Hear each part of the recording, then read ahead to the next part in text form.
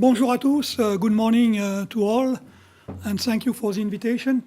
I will be talking not too much about innovation, but challenges and opportunities and ways to go around when you are looking at big projects, basically. So, okay, my introduction is talk to you about the project first, what it is, okay? What was the background? Why did we came about to think about doing that, okay? What are challenges? Supply, logistics, technologies, economics, risk mitigation, of course. You want to lower the risk as low as you can. By the way, do you hear me in the back? Yeah, good.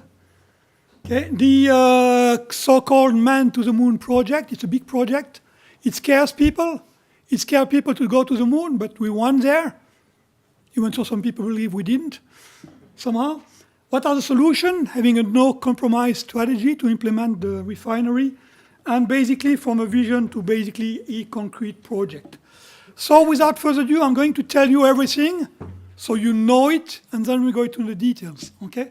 What's the project idea? It's basically to exploit or give value to forest residue from harvesting on the forest area number 4 in Quebec, which is basically the Haut-Saint-Maurice, High Mauricie, through the implementation of a large-scale bio or refinery, if you want. That's going to be the first of the type in Canada, most probably the first of the time in the world. So the big risk associated to that.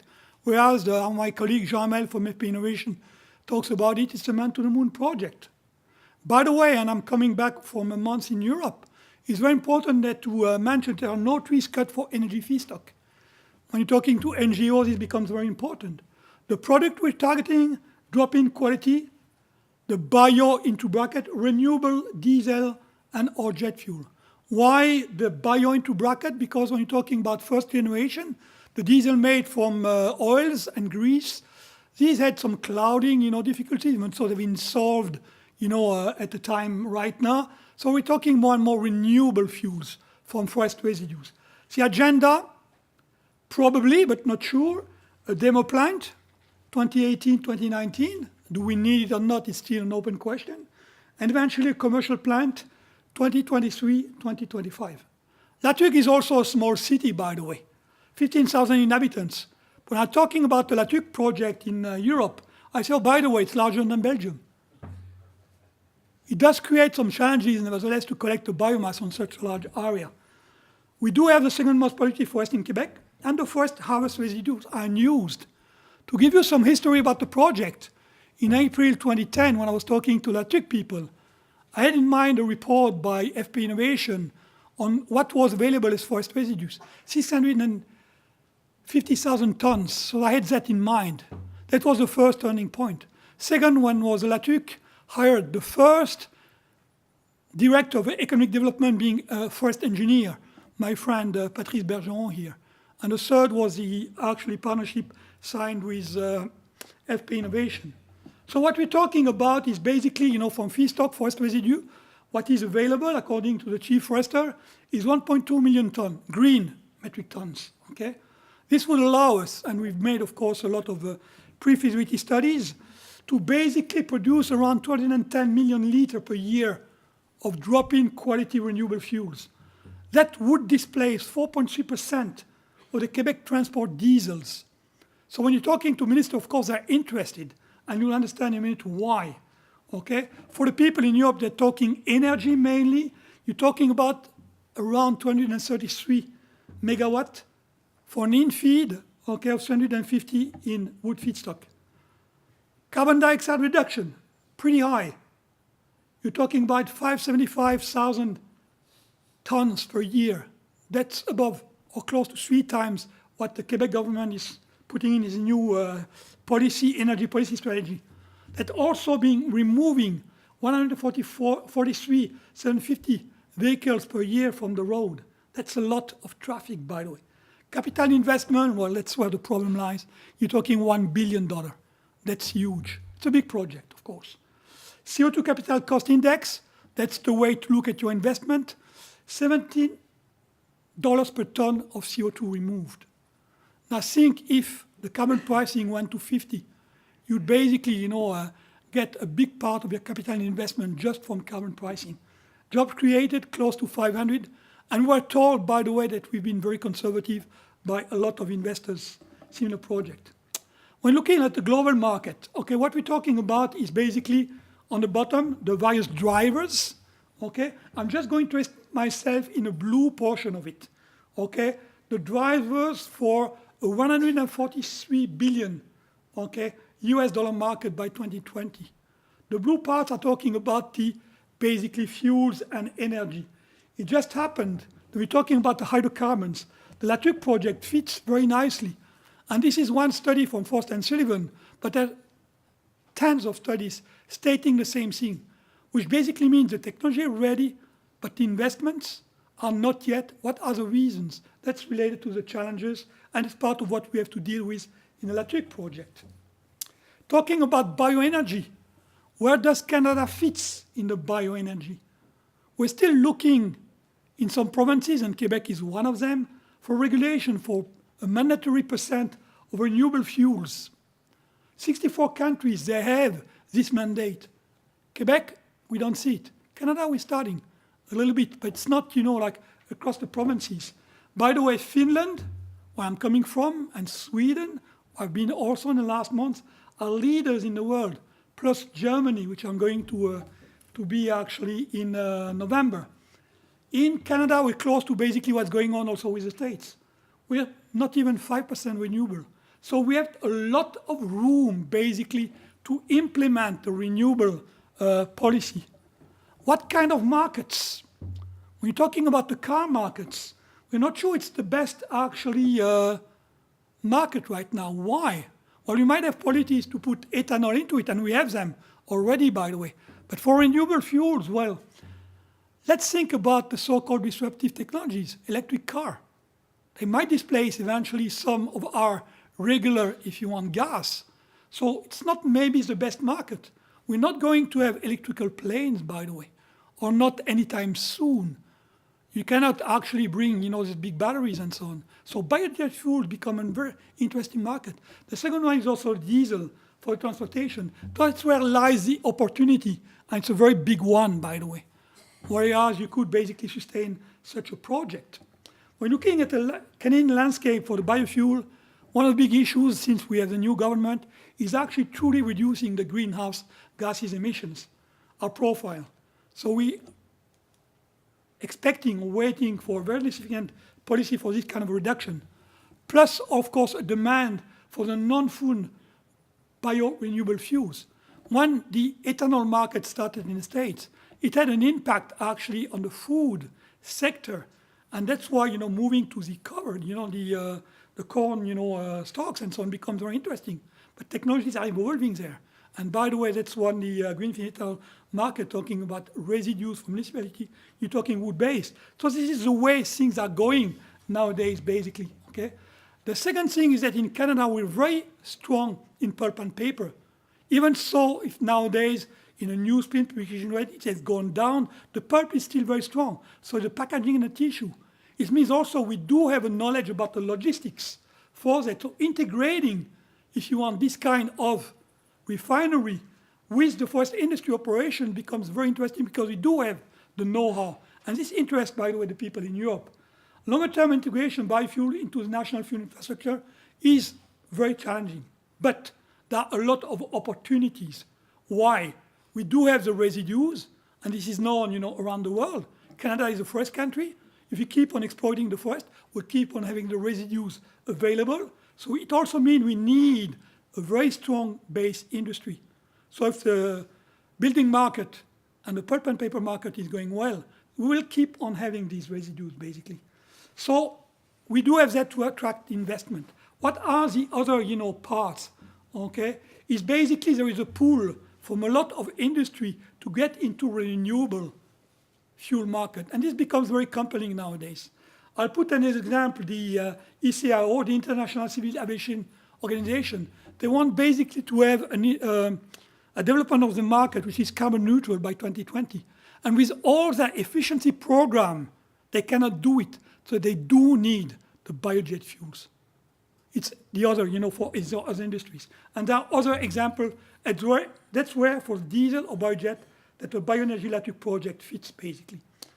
Our government, and this is from the talk of Justin Trudeau, okay, when he became prime minister, protecting the environment and growing the economy. This link is very important because it's an economic opportunity we're talking about here, okay, while reducing the carbon impact, okay, making strategic investment in clean technology. That's where the name of the game is today. This is from the Discours of the Throne, basically. Why in Quebec it's important also? I could have the 2014, pie chart would say exactly the same, okay, which has been released in a new energy policy. But basically, we are importers of oil. We think about, of course, about Hydro-Québec, but Hydro-Québec is not the main part. Petroleum import is a main part of the consumption of our energy product. And it has a lot of value, $16 billion. When you're looking at the commercial balance, it's mainly deficit, and a big part of the deficit is due to the energy import. So let's suppose you're talking to the Energy and Natural Resource Minister and say, okay, by the way, I'm going to displace a part of that. He becomes very interested, of course. That's why we're getting this interest from the government. And by the way, in cogen and the rest, we've also been using a lot of biomass in Quebec. So basically, we do have right now, and this is part of the opportunities for the Tuque project, a strong overall motivation and support. We can say, without any shame or shyness, I should say, that number one on the Quebec government agenda for these things. We're becoming little by little on the top list also on the federal government agenda. We're aligned with the new 2030 energy policy in Quebec. We have a strong business community support. City of Tuque, we're talking about cities. It's important to have the support of the cities. We have committed partners, a good social acceptability. We presented the project at the Chamber of Commerce and can tell you people are enthusiastic about it. And we secured the A team to make the analysis of the project because it's a risky project. And that's what the challenges are, basically. All the good things, no challenge from the harvest residues, okay? Significant bark landfill. If you have a decrease in the supplies, you could use that to keep on supplying basically your mill. We do have the reserve location already, the so-called site valière. A lot of forest road, no load restriction, 30,000 kilometers. Natural gas station nearby, because you might need a technology to boost up your product basically with hydrogen. A boat plant with an effluent treatment station that you can piggyback for the mill basically. A railroad across the territory going to Trois-Rivières, where you have basically also the harbor, the sea harbor, linked to the, of course, Saint Lawrence Seaway, and a validated implementation agenda. Validated means we talked about it to a lot of energy engineering firms and so on, and it looks reasonable. The Bioénergie La Tuque basically is a promoter of the project. We're implementing the project. We're the drivers here. What are the challenges? First, let's be clear about it. The capital expenditures and the operation expenditures are still the main issues for this kind of project. Think about, like the refinery working on oil and grease, okay, these kind of things. Basically, the cost is about half of the cost of the biorefinery you're thinking about, but twice the production. So you have a factor of 4 here. So it's very challenging to get this kind of decision if you want, and that's why the drivers I talked about become very important. If you have the policies and the governments wanting to move away from the food chain, then you got it. The long-term security of supply at a low cost, you're talking 25 years here. Can we do it? Yes, in Quebec we can. The policies allow for that. The supply of the biomass, logistic chain on a big area to bring it to the mill is also very challenging. You need it to do it at a reasonable cost, basically. There is no renewable mandate fuel content in Quebec. We will not, and I insist, repeat it to the government, we will not have the investment if we don't have this mandate. It's not, like first build it and they will come. This only works in movies. In real life, you have to get the mandate and then the investment will come. It's the other way around. The techno-economics, competitiveness, and risk management are also a big challenge. So you have to think, dollar, okay? Compare, for instance, to the wood pellets. You can get, and this is something very simple because you don't have, if you think energy value, okay, and dollars per energy value, you don't have to talk about cubic meters, the amount of humidity and stuff like that. $12 for the pellets. I cheated a little bit, for the diesel. Doesn't change much. This is the value at the pump. So fuel is, if you have the logistic for distribution for the refinery, can be very, very interesting. Politic oil, we don't know where we stand. Very hard. There is no market yet. Okay, it's coming. There are projects. You've heard about the Ensign project and so on with co-refining. It's moving. Okay, crude oil. That's of course the standard. If you do have natural gas, don't do such a project. You cannot be competitive. Nothing can compete with that. Forest residues. Well, if you came at the only market index, it's coming from Finland. Doesn't change much. It's about $8 per gigajoule. Okay, we made many studies here in Quebec. We can bring actually the biomass to the mill below $5. From $4 to $5 per gigajoule, that's about $60 to $70 per dry metric ton. We're very competitive.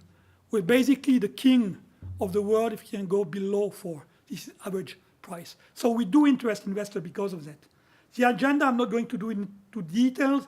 It's a phase agenda. Okay? Many parts in the agenda before going to the big, actually, commercial plant. People tell me, well, it's very long, Mr. Mangin. But all these projects are usually 15 years to implement. Below that, you're cutting corners. The risk increases. So studies are very, very important to succeed. That's how we actually put together what I call the A-team, okay, l'équipe d'étoiles en français, to actually be able to win, actually, all these stuff. So a project, I say, implemented in phases. Phase 1, where we basically in right now, is implementing a comprehensive, no-compromise project evaluation. I can do all I want as, a shareholder. Who cares? Okay? Well, you're biased. It's your project. So get something neutral for the evaluation. So we're actually implementing 12 studies by this A-team, looking at supply, logistic, integration, energy densification, the CapEx, OpEx, you name it, analysis of the markets, and so on. And we even actually control ourselves by external vision of the stuff. I learned that when I was working in Scandinavia in another life, basically, for the techno-economic evaluation. From that, we're going to select the 3 top most promising risk-free process lines. Okay? Phase 2 will be more due diligence, technology and economic diligence for the techno-economic studies, mainly done by FP Innovation and some selected partners. This is a twofold objective. First, we want to design the level 30 actually drawing for the demonstration plant, if we have one, by the way, which is still an open question mark, by fall 2018. It's a short agenda, by the way. You need 3 years to do that. We're going to do it in 2 years by getting basically a lot of funding and the right people to succeed in that. But the other interesting part, working with FP Innovation and other people, that eventually the knowledge will be able to duplicate basically the project elsewhere in Canada. And that's the key. Why? Because in Canada we do have the biomass. So who are the partners besides FP Innovation? Laval University, FORAC, also at University Laval, UQTR. I didn't put my UQTR logo because I'm phasing out of UQTR. I'm more and more now Bioénergie La Tuque as a CEO. École Polytechnique de Montréal, La Tuque Forestry School, VTT Helsinki in Finland, where I'm coming from. I spent a month recently. And Canmet Energy, both the Varennes and the Ottawa.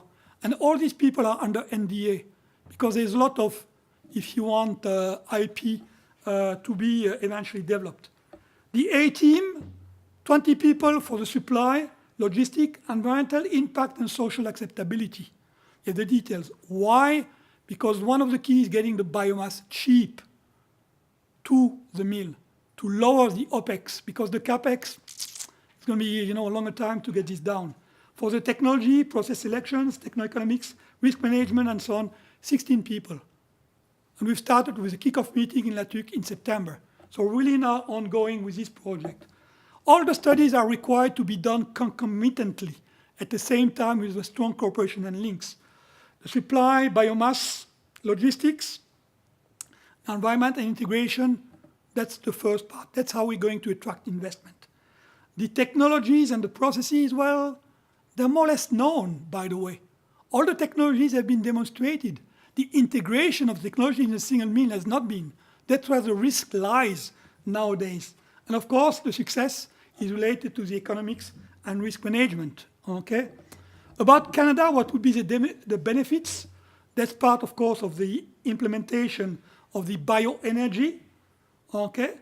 Contribution to changing the business model of the forest industry, positioning Quebec and Canada as world leaders, attracting investment, contribution to climate change mitigation policies that we have, clean tech in Canada, Quebec new energy policy, reduction of fossil fuel consumption, and of course the impact on the trade balance for the Quebec.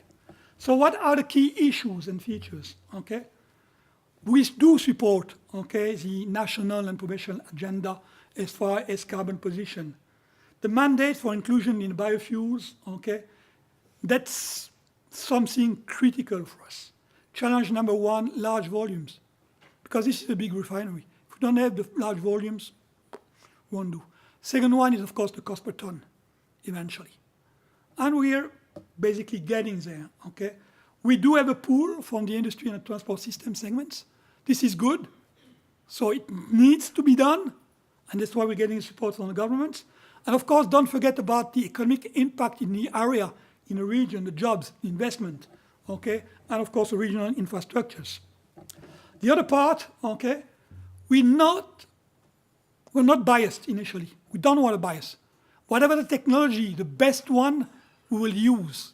And by the way, we started looking at 700 technologies, selecting down to 75, and eventually 10, combining them for 3 process lines. That's a lot of work, let me tell you. And we do need also to address the investors, the banks, the criteria. Security of supply, 25 years, I said we have it. Minimum mandate, long-term, required, we don't have it yet. And I've been talking to the CEO of the CRIBIQ project in Finland. I said, why did you did it in Finland and in Sweden? Because they had the same things, basically, for logistics supply biomass in Sweden and Finland. But Finland has a mandate to go to 30%, and so they're going there. If we don't do it in Quebec, they're going to go elsewhere. In BC, maybe, or worse, in the States. There are not too many people from the States here, I hope.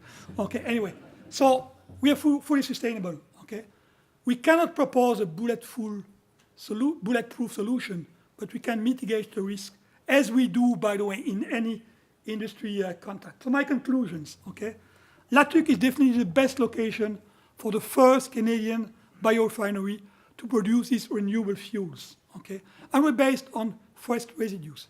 That's the key to it, renewable, Government-owned, that's our forest. So it's easy, if you want, to secure, this biomass for 25 years.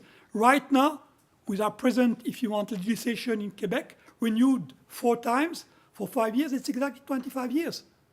And by the way, the new big investment refineries are amortized in 15 years. So you have an extra 10 years, actually, of operation. So we're in a good position there.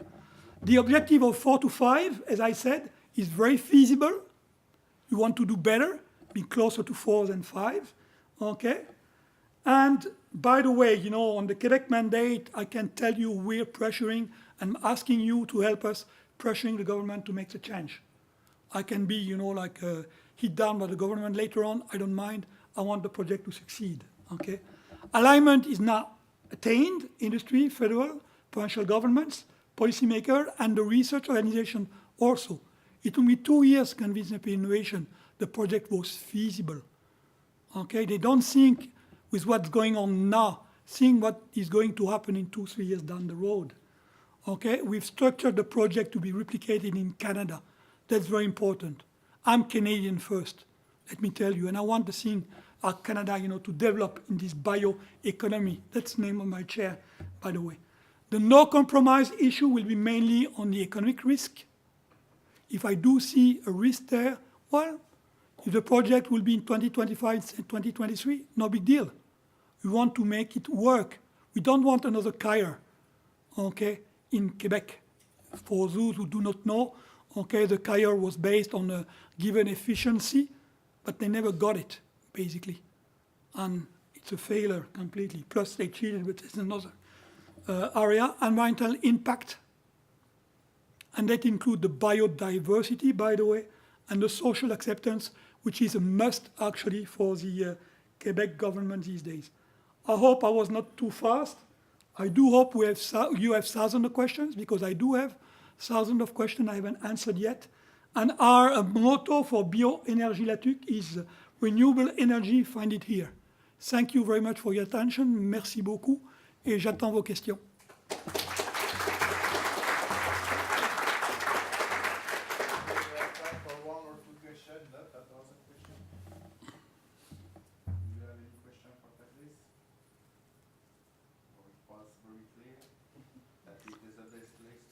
Oh, there are too many questions, that's why. Est-ce que le projet de loi 106 qui compare la transition énergétique du Québec, est-ce qu'il adresse le contenu renouvelable ou les besoins qui vont faire la situation pour avoir un bon prix? Au niveau du projet de loi 106, bizarrement, je pense qu'on va en discuter cet après-midi au sein de l'Association du Québec pour la production d'énergie renouvelable. Il y a des points intéressants, je dirais, dans le projet, mais je ne veux pas compromettre la position que nous allons avoir cet après-midi avec la CUPER. Mais mettons que c'est plus au niveau d'autres types de résidus. Il y a l'impact direct au niveau des résidus forestiers n'est pas clair dans la loi 106. C'est tout ce que je peux dire pour l'instant. English or French or German if you want. Ich kann auch aus Deutsch sprechen. I know that the Chinese company has some, let's say, proposal to the Finland government. Yeah, the SkyD. Yeah. That's what I briefly mentioned.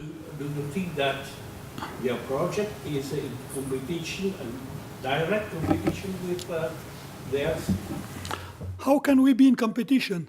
They're using the residues from Finland. I'm using the residues from Quebec. No competition whatsoever. Yeah, because I saw the name of a Finland company. So Yes, there are many. I talked to about 25 companies in the months I was in. And I talked to CRIBIQ, by the way. We had a dinner, okay, with the CEO of CRIBIQ to understand a little more, their projects and their challenges and so on. CEO with a change, actually, recently, the new one right now. And one of the things is the question was related to the OPEX, because they're using a plasma gasification technology, and I'm not sure that they will succeed because of the OPEX. CAPEX, they moved their CAPEX from 1.2 billion that they had announced, euro, by the way, times 1.5, you're talking 1.8 billion Canadian dollars. They're moving down to $1 billion, which is 1.5 billion. So the selection of technologies is key. And the 1 billion is not like that, We looked at other projects in the States and so on to get to a reasonable figure of the order of magnitude you're talking about. It might be 1.1, 0.9, I cannot tell today, but pretty close to 1 billion. Okay. So Patrice is still with us, so we can ask him a question during the day. So thank you very much, Patrice. Merci beaucoup.